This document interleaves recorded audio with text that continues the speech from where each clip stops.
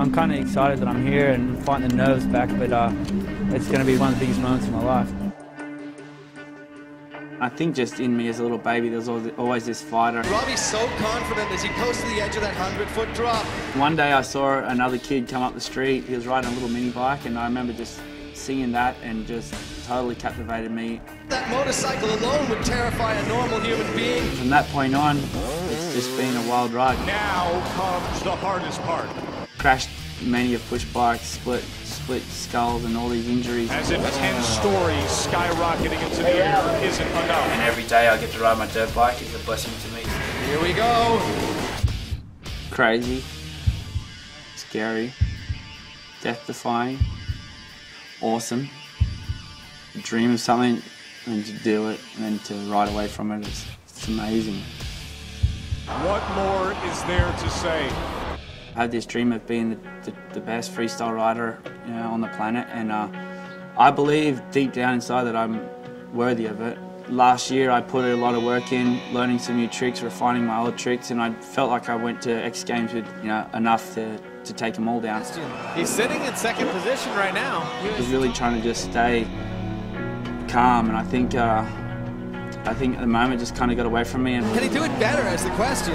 I actually remember it quite clearly. What I was doing was the body varial. Just came into the ramp and I just tried to get into the spin too early, and as I did it, the sole of my boot collected the seat and it just stopped my rotation. So I just stuck in mid-air at zero gravity and I couldn't reach the bike to kind of get control, and I realised I was going down, and at that point, I mean, all I could see was Mother Nature just smiling, waiting for me.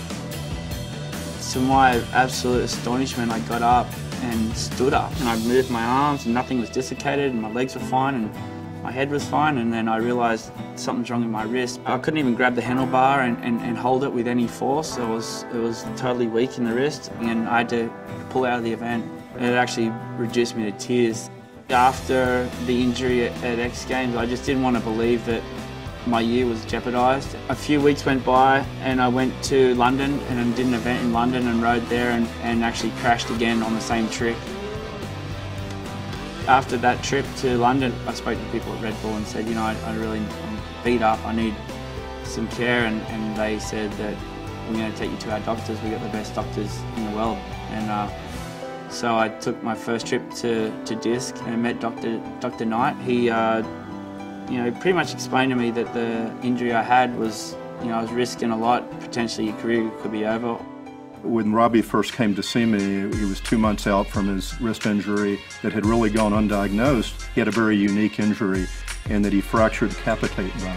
It's right here in the center of the wrist, and that bone is usually from a very high impact injury and rarely broken. And when it is, it's a unique treatment because this entire bone actually can die and just fall apart into a million pieces because time was of the essence. Had him come to Disc on an outpatient surgery basis, met him there that morning, and then performed the procedure. See you with a fixed hand. It's very delicate surgery. It needs to be done as quick as possible.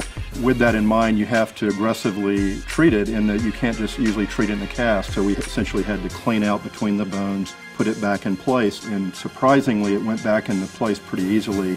And then we put several pins across it. I was home later that night on the couch and quite comfortable actually. And over the next few weeks, it healed up. It came to the time where he pulled the pins out, and we had perfect alignment with the joint, so everything was looking like I was going to have my wrist back and pretty much 100% use of it. I've taken care of many elite athletes over the years, but being an extreme athlete, there's a different timeline on getting them back to their sport quickly.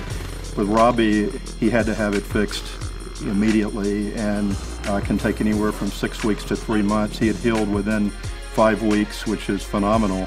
With the perfect union and the perfect alignment, I was set to get back on the bike in the shortest amount of time. So you gotta understand, I've broken around 30 bones, so I've dealt with it all, and to go to Disc was just, it was a delight. I mean, I try every day to be the best I can be, and it was just cool to see people being the best they could be in the medical world.